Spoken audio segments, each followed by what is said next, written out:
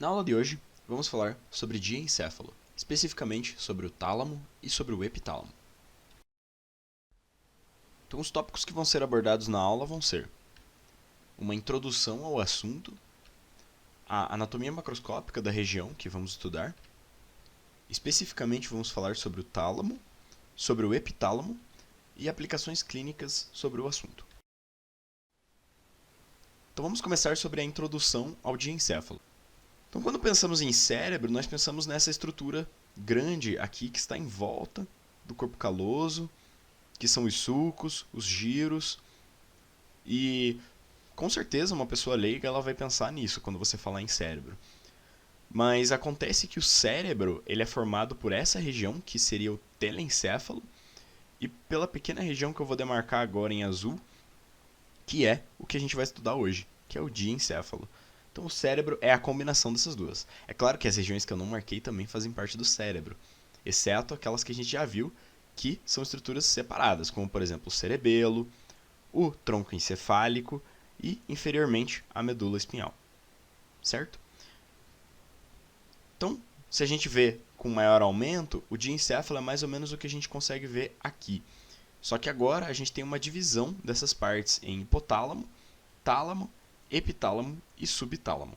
Se você perceber, todas as regiões elas têm como referência o tálamo, que é a principal estrutura do diencéfalo, e a gente vai começar falando sobre ela. O tálamo ele está localizado mais centralmente no diencéfalo, enquanto o hipotálamo e o subtálamo estão localizados inferiormente, e o epitálamo está localizado posteriormente. Nós vamos falar nessa aula sobre o tálamo e sobre o epitálamo. Então vamos primeiro falar sobre a anatomia macroscópica da região do diencéfalo, começando a entender como é o corte da maior parte das figuras que nós vamos ver de diencéfalo. Então imagine que nós peguemos um encéfalo e cortemos ele ao meio, na fissura mediana. E nós estamos observando então, imagine que aqui está o nosso olho, e nós estamos observando desse jeito, certo? E o que nós vamos ter é essa figura. Então, o diencéfalo, como a gente já comentou, é a região que está localizada mais ou menos aqui. E a gente vai falar sobre os tálamos, vamos falar sobre o hipotálamo, não nessa aula, mas numa aula futura. O subtálamo normalmente não é representado nos atlas de anatomia, porque ele é uma estrutura microscópica, e nós vamos entender melhor sobre ele também na próxima aula. E vamos falar também sobre o epitálamo. O epitálamo ele é formado por todas essas estruturas aqui, e nós vamos comentar mais sobre ele mais para frente.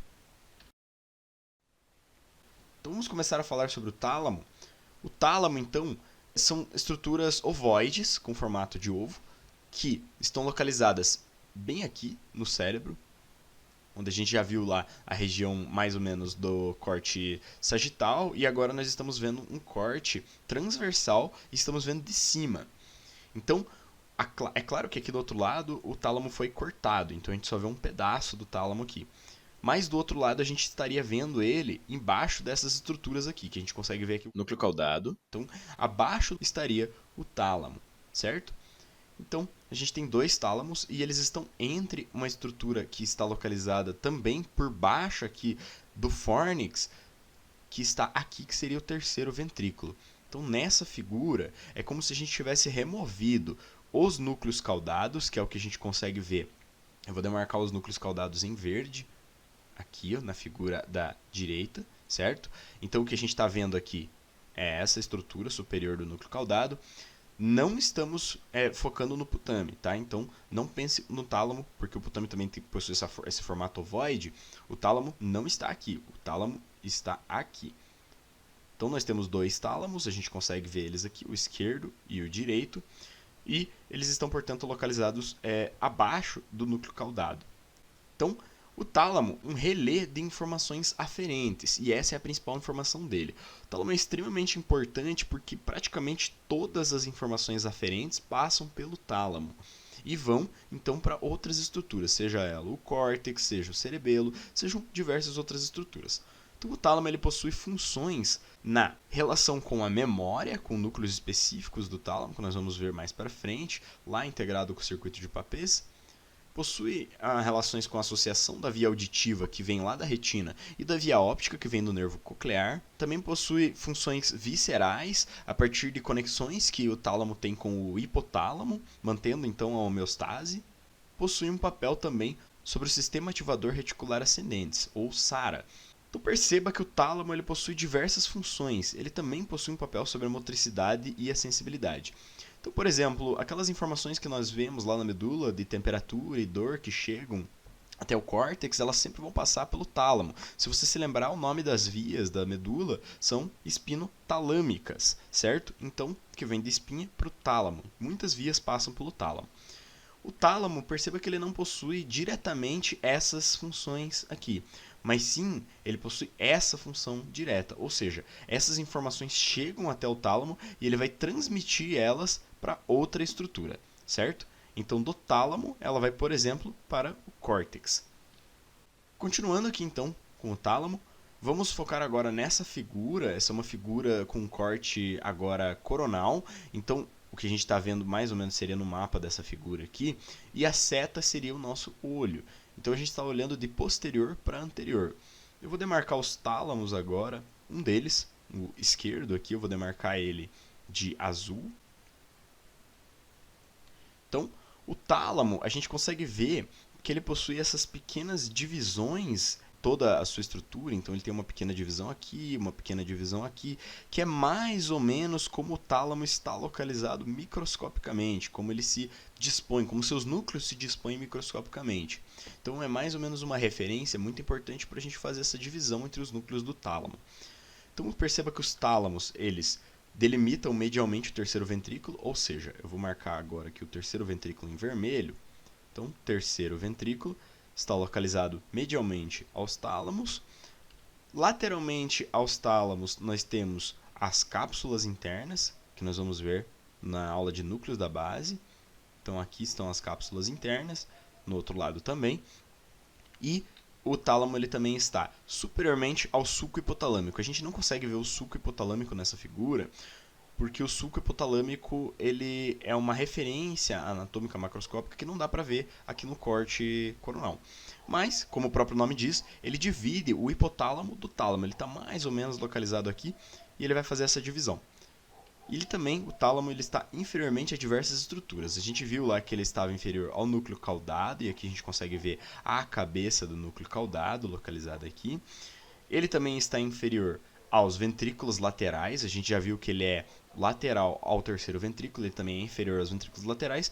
Ele também é inferior ao fórnix. Aqui a gente consegue ver que o fórnix está mais medial, porém o fórnix, que é essa estrutura aqui do meio, ele também tem uma disposição mais lateral, dependendo de em que região do cérebro nós estamos vendo. Como a gente está vendo uma região bem mediana, então o fórnix fica bem no meio, bem medial. Agora vamos falar um pouco sobre os núcleos do tálamo, que são, teoricamente, a parte mais complexa da aula, porque o tálamo ele possui muitos núcleos. São mais de 50 núcleos que já foram identificados e novas pesquisas surgem com cada vez mais núcleos e mais funções relacionadas ao tálamo. É claro que eu não vou abordar todos eles aqui, eu nem conheço todos os núcleos do tálamo e não é o objetivo da aula ensinar todos os núcleos do tálamo. O que você precisa saber são os principais núcleos, saber mais ou menos a informação geral do tálamo. Então eu vou trazer a informação geral sobre esses principais núcleos. Vamos começar com os núcleos do grupo anterior. O grupo anterior do tálamo, ele também é importante porque ele vai fazer uma delimitação macroscópica do tubérculo anterior do tálamo, que macroscopicamente a gente consegue ver bastante delimitada e é uma estrutura anatômica, um marco anatômico importante. Então, os núcleos do grupo anterior do tálamo estão relacionados com a memória, através de projeções para o circuito de Papez. Eles projetam fibras para o córtex do cíngulo e para o córtex frontal. Então, esses são os núcleos do grupo anterior. De um modo geral, essa é a sua função. Já os núcleos do grupo posterior, nós temos uma divisão muito importante dos núcleos do grupo posterior. Nós temos o pulvinar do tálamo. O pulvinar do tálamo estaria aqui, nessa região aqui. O pulvinar do tálamo é o maior núcleo do tálamo, seria todo esse núcleo em vermelho aqui. Então, o pulvinar do tálamo, a gente não sabe direito ainda qual é a função do pulvinar do tálamo, porém, acredita-se que ele tem uma função de atenção seletiva e também que ele possa ter alguma relação com a linguagem. Mas até agora nenhuma comprovação definitiva saiu acerca dos pulvinários do tálamo, mas eles são anatomicamente bastante importantes e proeminentes.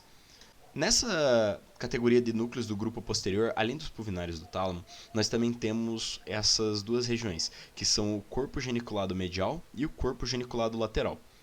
Alguns autores dividem esses corpos geniculados em uma outra estrutura do diencéfalo, o metatálamo. Mas, para fins didáticos nessa aula, eu vou juntar o metatálamo com o tálamo.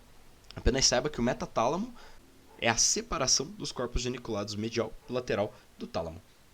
O corpo geniculado lateral ele tem função de se ligar com o trato óptico, integrando então a via óptica.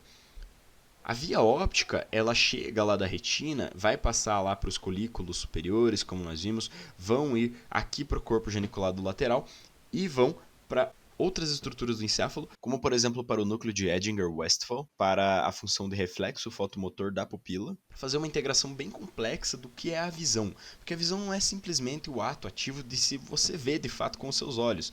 A visão, ela integra capacidades de detectar movimento, cor, formato e também de ter reflexos acerca dessa visão, para você conseguir responder aos estímulos visuais do mundo de forma adequada. Então, para todas essas informações, o trato óptico tem conexões em diversos lugares do encéfalo. E aqui no corpo geniculado lateral, ele também possui uma conexão extremamente importante para a via óptica. Já o corpo geniculado medial possui conexões com o colículo inferior. Se você se lembrar, o colículo superior está relacionado com a visão, enquanto o colículo inferior está relacionado com a via auditiva. Portanto, o que nós temos aqui é uma conexão da via auditiva com o tálamo. Agora, falando sobre os núcleos do grupo mediano, estão localizados bem no meio do tálamo, como o próprio nome já diz, e eles têm relações com projeções de fibras lá para o hipotálamo. Então, portanto, acredita-se que tem função de manutenção da homeostase com funções viscerais, como eu tinha comentado nas funções gerais do tálamo. Já o grupo medial, nós temos núcleos que conecta o sistema ativador reticular ascendente com o córtex. Então, são vias com informações ativadoras sobre o córtex, além de também ter relações específicas com a parte emocional da dor. E existe uma certa aplicação clínica aqui em que lesões no núcleos do grupo medial podem ajudar em dores intratáveis. E nós temos, por fim, os núcleos do grupo lateral. Como a gente pode ver aqui, o núcleo lateral é o núcleo mais complexo, com diversas funções. Por exemplo, nós temos o núcleo ventral anterior, que recebe fibras do globo pálido com funções motoras e ligadas ao planejamento motor. Temos o núcleo ventral intermédio, ou ventral lateral, que também tem função motora e recebe fibras do cerebelo e vai se projetar para o córtex. Temos núcleos ventrais posterolaterais, que é um núcleo de vias sensitivas, recebendo informações lá do leminisco medial, que leva informações, por exemplo, de tato epicrítico e de propriocepção consciente lá para o córtex. E também nós temos o núcleo ventral posteromedial, que também é um núcleo de vias sensitivas e vai receber informações de sensibilidade somática geral e de fibras gustativas, lá do trato solitário. Nós também temos o núcleo reticular. Então, essas são as principais informações dos principais núcleos do tálamo. Mas, como eu disse, nós temos diversos outros núcleos e diversas outras funções que eu aqui não citei. Então, isso é só um panorama geral dos núcleos do tálamo. Vamos falar agora um pouco sobre o epitálamo. O epitálamo se nós estávamos falando dos tálamos que estão localizados aqui, o epitálamo está localizado posteriormente. E a gente vai ter as abênulas e a glândula pineal como suas principais estruturas. É claro que a gente tem aqui a comissura epitalâmica, comissura da abênula, recesso pineal e suprapineal, que são estruturas relacionadas e que também fazem parte do epitálamo. Mas as principais estruturas que a gente vai ter no epitálamo são as abênulas e a glândula pineal. E a gente vai falar da função de cada uma delas especificamente. Vamos começar então a falar sobre a função da glândula pineal. Então, nessa figura a gente pode ver uma vista posterior de tronco encefálico, em que a gente consegue ver acima da lâmina quadrigêmea, o epitálamo, com aqui a glândula pineal e com os núcleos abenulares, especificamente. Aqui temos os trígonos da abênula. Diferentemente dos tálamos, que são bilaterais e pares, o epitálamo, especificamente agora falando da glândula pineal, é uma estrutura ímpar que está localizada medialmente, posteriormente ao terceiro ventrículo. E a principal função dessa glândula é da produção de um hormônio, denominado melatonina. E esse hormônio possui diversas funções. Com certeza você já ouviu falar da regulação, da função importantíssima que esse hormônio tem no sono. Porém, ele possui diversas outras informações e eu vou citar algumas delas agora. Ele possui função de atuação sobre as gônadas, ou seja, ele vai inibir as gônadas dependendo do estímulo luminoso, especificamente à noite. Então, tem relação filogenética e evolutiva com períodos de hibernação e de descanso, em que há uma inibição, de fato, do estímulo sexual, por uma inibição das gônadas. Também tem uma função de sincronização do ritmo circadiano, e essa sincronização funciona mais ou menos da seguinte forma. Imagina que você viajou de avião para um lugar longe, com um fuso horário bastante diferente do seu, e chegando lá você sente um mal-estar, sente um pouco de desorientação por causa da dificuldade que você tem em adequar o seu sono com o novo horário do lugar que você está. A melatonina tem uma função de sincronizar, ressincronizar, colocar o seu ritmo circadiano de volta da maneira regulada com o horário do lugar que você está localizado. Também tem função de regulação da insulina, porque a glândula pineal possui receptores para insulina que estimulam para produção e secreção de melatonina, e a melatonina vai atuar nas células beta do pâncreas para inibir a liberação da insulina, atuando, portanto, de uma maneira de feedback negativo. Também a melatonina vai atuar com ação antioxidante. Existem muitas outras funções para a melatonina e eu comentei apenas de algumas delas aqui.